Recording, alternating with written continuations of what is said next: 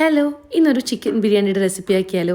ആദ്യം തന്നെ കഴുകി വെച്ച ചിക്കനിലേക്ക് ചെറുനാരങ്ങ നീരും ആവശ്യത്തിന് ഉപ്പും മുളക് പൊടിയും മഞ്ഞൾപ്പൊടിയും ഇഞ്ചി വെളുത്തുള്ളി പേസ്റ്റും കുറച്ച് ജീരകപ്പൊടിയും പിന്നെ ഇതിലേക്ക് പെപ്പർ പൗഡറും പിന്നെ ഇതിലേക്ക് ഗരം മസാലയും അതുപോലെ തന്നെ മല്ലിപ്പൊടിയും വേണം. പിന്നെ മൈദ, കോൺഫ്ലോർ, അരിപ്പൊടി ഇത് 3 പൊടികൾ ഇട്ടിട്ടുണ്ട് കേട്ടോ. പിന്നെ ഇതിലേക്ക് കറിവേപ്പില ഇട്ടിട്ട് ഒരു മുട്ടയും പൊട്ടിച്ചൊഴിക്കാം.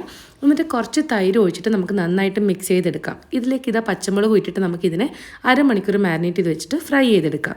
ഇനി റൈസ് ഉണ്ടാക്കാൻ വേണ്ടിയിട്ട് എണ്ണ ഒഴിച്ച് കൊടുത്തിട്ട് സ്പൈസസ് ഒക്കെ ഇട്ടിട്ട് നീളത്തിൽ മുറിച്ച സവാള ഇട്ട് കൊടുക്കാം. ഇതിലേക്ക് എരിവിനനുസരിച്ച് പച്ചമുളകും ഇഞ്ചി വെളുത്തുള്ളി പേസ്റ്റും കസൂരി മേത്തി ഇട്ട് കൊടുത്തിട്ടുണ്ട്. ആവശ്യത്തിന് ഉപ്പിട്ട് കൊടുക്കാം. ഞാനിവിടെ ചൂടുവെള്ളമാണ് കേട്ടോ ആഡ് ചെയ്യുന്നത്. അതിലേക്ക് മല്ലിയിലയും പുതിനയിലയും ഇട്ട് കൊടുക്കാം. എന്നിട്ട് കഴുകി ഊറ്റി വെച്ചിരിക്കുന്ന നമ്മുടെ കൈമ റൈസ് ഇട്ടിട്ട് അടച്ചു വെക്കാം കേട്ടോ. ഇനി കുറച്ച് തൈരും അതിലേക്ക് റെഡ് ചില്ലി സോസും ഗ്രീൻ ചില്ലി സോസും കെച്ചപ്പും പിന്നെ അതിലേക്ക് വിനേഗർ ഒഴിച്ചിട്ട് നന്നായിട്ട് മിക്സ് ചെയ്തെടുക്കുകയാണേ. എന്നിട്ട് നമ്മൾ ആ ഫ്രൈ ചെയ്ത എണ്ണയിൽ കുറച്ച് എണ്ണ എടുത്തിട്ട് വെളുത്തുള്ളി ചതച്ചതും പച്ചമുളകും കറിവേപ്പിലയും പിന്നെ ഈ കേർഡിൻ്റെ മിക്സില്ലേ അത് ഒഴിച്ച് കൊടുത്തു.